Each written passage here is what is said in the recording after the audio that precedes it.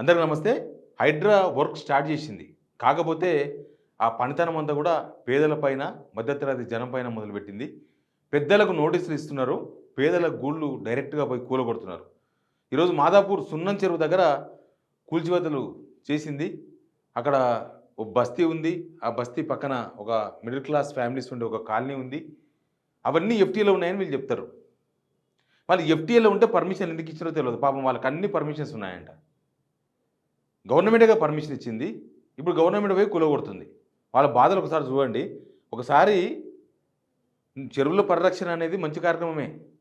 కానీ మంచి కార్యక్రమం అని చెప్పేసి పోయి మంది ఇల్లు కూలగొట్టేస్తే చెరువులో ఇండ్లు అంటే చెరువులో అక్రమంగా కట్టిన ఇల్లు ఉంటాయి. అవి కూలగొట్టండి. అక్రమంగా కట్టిన ఇల్లు ఉంటాయి. పర్మిషన్స్ లేకుండా ఏమీ లేకుండా కబ్జాలు చేసి కడతారు కదా, అట్లాంటి కూలగొట్టాలి. కానీ వీళ్ళు ఏం చేస్తున్నారంటే అక్రమం అనే పేరుతోన వీళ్ళు పర్మిషన్ ఇచ్చిన వాటిని, వీళ్ళు ఎల్ఆర్ఎస్ ఇచ్చినాయి, వీళ్ళు హౌస్ నెంబర్లు ఇచ్చినాయి, వీళ్ళు కాలనీ రిజిస్టర్డ్ చేసినాయి, అవి కూలగొడుతున్నారు. ఒకసారి వాళ్ళ బాధలు చూడండి ఒకసారి ఎట్లుందో. చెప్పారని మేము కోర్టులో వేసాం. మరి కోర్టు ఎందుకు ఉందండి? మేము ఎందుకు వెళ్ళాలి కోర్టుకి? ఇన్ని సంవత్సరాలు మేము డబ్బు ఖర్చు పెట్టుకొని కోర్టుకి ఎందుకు వెళ్ళాము? ఏం బాబు, నువ్వు వచ్చి మమ్మల్ని మా కడుపులు కొట్టడానిక నువ్వు వచ్చావు? ఆ మహాబాడు కేసీఆర్ గారు ఉన్నారు. 28 రోజులు 30 రోజులు నిరాహార చేసి తెలంగాణ తెచ్చాడు. నువ్వే తెచ్చావయ్యా. మా లాటోళ్ళు కడుపు కొట్టి ఇళ్ళు కొట్టడానికి వచ్చావు. ఏదైనా మంచి పని చేసి శబాష్ కదా. 28 రోజులు 38 రోజుల బాబా కేసీఆర్ నిరాహార చేసి తెప్పించాడు తెలంగాణ. ఈయన ఊరికన్నా వచ్చి ఎక్కిపోయి గద్దె ఎక్కిపోయి పూలు కొట్టడానికి మా లాటోళ్ళవి. నిజంగా మేమేమో అన్యాయంగా కట్టలేదే. డబ్బులు ఇచ్చి కొడుకొని కట్టుకున్నది, లంచాలు తీసుకోలే. మేము కట్టుకున్నాం డబ్బులు ఇచ్చి. అందుకేనా ఈయన ఎన్నుకున్నాము. అదే అందుకే కదా కేసు వేసాము. ఒకళ్ళు రాంగ్ అయితే కూర్చేయండి. రాంగ్ కూర్చోండి. సర్వేలో మాది రాంగ్ అంటే రేవంత్ రెడ్డి కూర్చోయ్యా నువ్వు కొంచెం. ఇక్కడ కూలుస్తున్నారు. ఇక్కడ అపార్ట్మెంట్ టైప్ ఉంది కదా, ఫ్లాట్స్, ఇవన్నీ కూడా ఫ్లాట్స్. ఇవన్నీ వీళ్ళు కొన్నారంట. వీళ్ళు పోయి పెద్ద పెద్ద ఇటాచీలు, జేసీబీలు, వీళ్ళ పనితనం అంతా కూడా ఇక్కడ కనిపిస్తున్నది. పేదల గూళ్ళు ఓడనికే, పేదల జీవితాలను రోడ్ల మీద పడేనికే, మధ్యతరగతి ఇంకా మళ్ళీ వాళ్ళు కోలుకోకుండా చేసే ప్రయత్నాలు ఇప్పుడు నడుస్తున్నాయి. వీళ్ళు ఇప్పటి వరకు పెద్దల ఇండ్లు ఒక్కడనే కూలగొట్టినరా? ఫాతిమా కాలేజీని కూలగొట్టేది లేదు, వదిలేసిండ్రు, లిస్ట్కి వెళ్ళి తీసేసిండ్రు. ఇప్పుడు ఈయన ఉన్నాడు కదా మురళీమోహన్, సినిమా మురళీమోహన్, ఆయనకు నోటీసులు ఇచ్చినారని చెప్తున్నారు. ఇక అది ఎప్పుడు కూడా కొడతారో తెలియదు. వాళ్ళ అన్నకు తిరుమల రెడ్డికి నోటీసులు ఇచ్చినారు. ఆయన కోర్టు పోయి ఆల్రెడీ స్టే తెచ్చుకునే ప్రయత్నాల్లో ఉన్నాడు. ఆ కాలనీలో చాలామంది ఆల్రెడీ స్టే తెచ్చుకున్నారు. ఇక ఇట్లా ఈ పెద్ద పెద్దోళ్ళు ఇప్పుడు చాలా పెద్ద పెద్దోళ్ళు ఉన్నారు. పెద్ద పెద్ద చెరువులలో వాసవి, అపర్ణ లాంటి పెద్ద పెద్ద రియల్ ఎస్టేట్ టైకూన్స్ ఉన్నారు. వాళ్ళకి ఇప్పటిదాకా ఒక్కరి దగ్గర కూడా పోలే జేసీబీలు. కానీ ఇట్లాంటి పేదోళ్ళు అన్నీ కూలగొట్టేస్తున్నారు. నేను ఇంకా కొన్ని విజువల్స్ చూపిస్తాను మీకు. నేను అవి ఇంకా ఈ పక్కన నేను ఇందాక చూపించిన కదా, ఇగో ఇక్కడ ఇది చెరువు, సున్నం చెరువు. ఈ సున్నం చెరువుకు ఇంకో వీళ్ళు కూలగొట్టేది ఏంటంటే ఇది రోడ్డు, ఇది మెయిన్ అప్రోచ్ రోడ్. ఇది వీళ్ళు కూలగొట్టేదండి. ఇక్కడ కూలగొడుతున్నారు, ఇక్కడ కూలగొట్టేస్తున్నారు.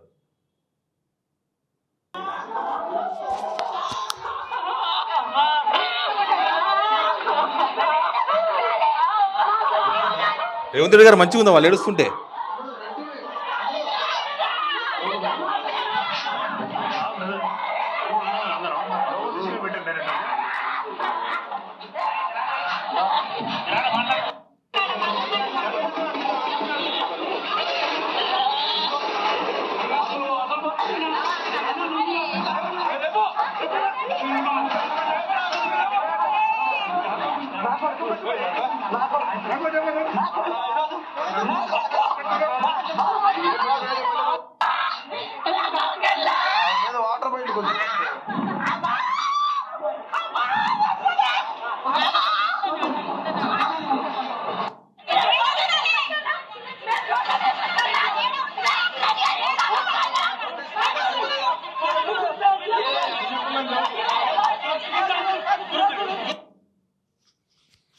ఇది రేవంత్ రెడ్డి గారు తెలంగాణ ముఖ్యమంత్రి అయిన తర్వాత పేదలకు ఇస్తున్న ఒక పథకం. ఇది పేదల పథకం.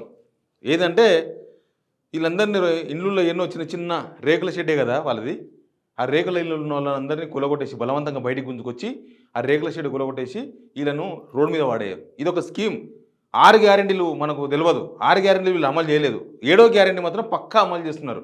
ఏంటంటే పేదల గూడు మొత్తం పడగొట్టాలి, వాళ్ళ జీవితాలను తీసుకొచ్చి రోడ్డు మీద పడేయాలి, ఆడి జీవితంలో కోలుకోకుండా చేయాలి. జీవితకాలం రేవంత్ రెడ్డిని గుర్తుపెట్టుకోవాలి పేదోడు అంటే. ఇట్లాంటి ఈ స్కీమ్ బాగా అమలు చేస్తున్నాడు. ఆయనను బాగా గుర్తుపెట్టుకోవాలి తెలంగాణ ప్రజలు. ఇంకా సచ్చినంత కాలం ఇంకా వాళ్ళు రోడ్ల మీద ఉంటే ఎక్కువ రోజులు బతకరు కదా, ఆ బతికిన రోజులు రేవంత్ రెడ్డి జపం చేసే విధంగా ఇట్లాంటి స్కీమ్ తీసుకొచ్చిన అనమాట. మీ హైడ్రా ఎందుకో ఆ ఫాతిమా కాలేజ్ మీదకి పోదు, మీ హైడ్రా ఎందుకో పెద్ద పెద్ద రియల్ ఎస్టేట్ టైకూన్ల మీదకి పోదు, మీ హైడ్రా ఎందుకో మీ పార్టీలో ఉన్న చాలామంది మంత్రులు మాజీ మంత్రుల ఇండ్లు ఎఫ్టీఎల్ బఫర్లో ఉన్నాయి, వాళ్ళ దగ్గరికి పోదు. ఈ పేదల ఇండ్ల మీదకి మాత్రమే కనిపించిందా మీకు? ఇంకా చాలా ఉన్నాయి. వేల సంఖ్యలో నోటీసులు ఇచ్చి పెట్టిన హైదరాబాద్ నిండా. వీళ్ళు ఎంతమంది రోడ్డు మీద తీసుకొస్తారో ఏం కథనో. మొన్న ఒక ఆయన చెప్తుండు కూలగొట్టిన వాళ్ళందరికీ ఇంద్రమ ఇల్లు ఇస్తామని. ఇల్లు లేని వాళ్ళకే ఇల్లు ఇచ్చే పరిస్థితి లేదు. ఉన్న ఇళ్ళని కూలగొట్టి వాళ్ళని రోడ్డు మీద తీసుకొచ్చి వాళ్ళకేంది ఇల్లు ఇచ్చేది మీరు? అంటే మీరు ఇంద్రమ ఇల్లు ఇస్తున్నామని చెప్పుకోనికి వీళ్ళు ఇల్లు కూలగొడుతుర్రా ఎట్లా? ఇది చాలా బాధాకరంగా కనిపిస్తుంది. ఎందుకంటే ఒకసారి ఆలోచించుకుందాం. చిన్న పొలం కాడ ఒక కొట్టం వేస్తే గాలికి ఎగిరిపోతేనే మనం బాధపడతాం, మళ్ళీ వేసుకోవచ్చు మనం, అరే పోయింది అని.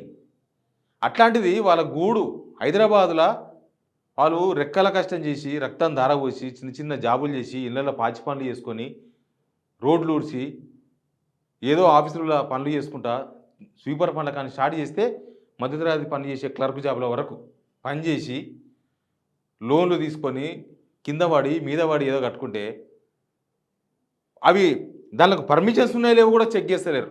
కనీసం వాళ్ళకి పర్మిషన్స్ ఉన్నాయా? పర్మిషన్స్ ఇస్తే ఎవరు ఇచ్చారు పర్మిషన్? మీలాంటి గవర్నమెంటే కదా ఇచ్చింది. మీరే ముఖ్యమంత్రి గారు పైకి వెళ్ళి దిగి రాలే. ఈ జనం ఓట్లేస్తేనే మీరు మార్పుని కోరుకున్నారు. పాపం వాళ్ళని బలి చేసి పడేస్తారు మీరు. రేవంత్ రెడ్డి బదులు బలికా దేవ్ అని పేరు పెట్టాలి, మీకు అయిపోతుంది, వెళ్ళిపోతుంది. ఇంత దారుణంగా జనాలను హింసిస్తారా? పులికేసి టైప్ అయిపోయినాం మనం. ఇంకా మనం 45వ పులికేసి అవుతున్నామో 46వ పులికేసి అవుతున్నామో అర్థమైతే లేదు. కానీ మనం ఎన్నుకున్న వాళ్ళు మన ఇళ్ళ మీదకి హిటాచీలు తీసుకుని వస్తున్నారంటే అక్రమం అయితే కూల్చండి. కానీ మీరు పర్మిషన్లు ఇచ్చినాయి, మీరు ఎల్ఆర్ఎస్ కట్టించుకున్నాయి, మీరు ప్లానింగ్ అంతా ఓకే చేసినాయి, మీ ఆఫీసర్లు చేసినట్టు గవర్నమెంట్ చేసినట్టు కాదా? ఇప్పుడు వాటిని కూల్చేస్తున్నారంటే ఆ పాపాన్ని ఎవరు మూట కట్టుకుంటారో ఆ పాపం ఉత్తనే పోతుందా? ఖచ్చితంగా చుట్టుకుంటుంది కదా. మీరేమో ఎవరో మాట్లాడుతున్నారు కానీ పాపం ఆయన చాలా ఆవేశంగా మాట్లాడండి.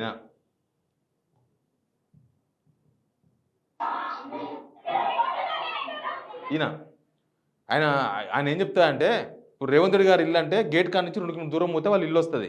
కానీ మాదేముంటుంది, రోడ్డు మీద ఉన్న వాళ్ళము రోడ్డు మీద 60 గజాల ఇల్లు కట్టుకుంటే మా ఇల్లు కూల్చేసిందని మాట్లాడుతున్నాను. ఇక ఇది పుణ్యమో పాపమో, దేవుడు ఉన్నాడు పైన.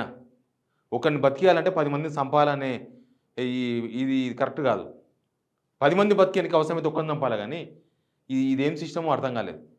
ఇప్పుడు సున్నం చెరువును మొత్తం పెద్దగా చేసి నీళ్ళు పడేసి ఆడ వ్యవసాయం చేసేది ఉంది. ఏమన్నా వ్యవసాయం చేస్తారా? చెరువుల కాడ మొత్తం వ్యవసాయం చెప్పిద్దామండి. హైదరాబాద్ నిండా వ్యవసాయం చేపిస్తారా? చెరువుల అవసరం ఎంతవరకు అంటే అంతవరకే ఉంటుంది. 4 రకాల అవసరాల కోసం గతంలో ఎప్పుడో చెరువులు తవ్విర్రు. ఇప్పుడు 4గిట్లలో ఒకటే మిగిలింది, మిగతా మొత్తం పోయినాయి. అగ్రికల్చర్ కోసం చెరువులు తవ్విర్రు. అగ్రికల్చర్ లేదు ఇప్పుడు హైదరాబాద్ లేడ కూడా. జస్ట్ వాన వస్తే నీళ్లు రావడానికి మాత్రమే ఇప్పుడు చెరువులు అవసరం. తాగే నీళ్ళ కోసం చెరువులు కట్టిర్రు అప్పట్ల. తాగే నీళ్ళు కూడా చెరువుల నీళ్ళు ఎవడు తాగేటట్లేడు. మిషన్ భరిత నీళ్ళే తాగుతలేడు ఎవడు. మొత్తం బబుల్స్ కొనుక్కొచ్చుకొని తాగుతారు. 10 రూపాయలు 20 రూపాయలు ఊర్లో సప్లై చేస్తున్నారు. మిషన్ భరిత నీళ్ళు తాగుతలేరు. మరి ఇంక దేనికోసం చెరువులు? ఇప్పుడు జనాల మీదికి మీ ఇటాచీలు పంపి మీలో ఉన్న రాక్షసత్వాన్ని బయటపెట్టుకోవడము, మీరు ఇంకో పులికేసి అని పేరు తెచ్చుకోవడం తప్ప ఇంకా దీనిలో ఏం లేదు. మీకు బిరుదు ప్రజలు ఇయ్యక తప్పదు. పులికేసి అని బిరుదు ఇస్తారేమో చూసుకోండి. మీరు అట్లా వ్యవహరిస్తున్నారు. మీరు పెద్దలు వదిలేసి పేదల మీదకి మీ ఇటాచీలు పంపించి కొలగొడుతున్నారు కదా. ఆదివారం నాడు కూడా కంట్లో నిద్ర లేకుండా చేస్తున్నారు పేదలకు రేవంత్ రెడ్డి గారు. ఇది మీకే వదిలేస్తున్నా, జనం చూసుకుంటారు మీ సంగతి. Please subscribe signal TV.